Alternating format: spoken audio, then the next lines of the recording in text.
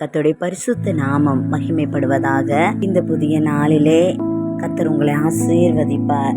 இன்றைய தேற்றிடும் ஔஷதத்தின் மூலமாய் கர்த்தர் நம்ம கொடுக்கிறதான வார்த்தை உபாகமம் 28:14 வசனத்தின் கடைசி பகுதி.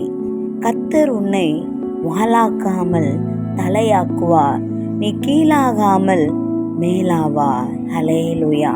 இந்த நாளிலே கர்த்தர் நம்மை பார்த்து சொல்லுகிறதான ஒரு வார்த்தை. தலை என்று சொல்லும் பொழுது ஒரு உயர்த்தப்பட்ட நிலை, ஒரு உன்னதமான ஒரு ஸ்தானம், ஒரு உயர்ந்த நிலை, ஒரு தலைமைத்துவம், அதிகாரம், ஆளுகை, இப்படிப்பட்ட மேன்மையான ஸ்தானங்களை குறிக்கிறது. கர்த்தர் இந்த நாளிலே நம்மை வாலாக்காமல் தலையாக்குவேன் என்று சொல்லுகிறார். ஹல்லேலூயா. எல்லா இடத்திலும் புறக்கணிக்கப்பட்டு இருக்கிறீர்களா? தள்ளப்பட்டு இருக்கிறீர்களா?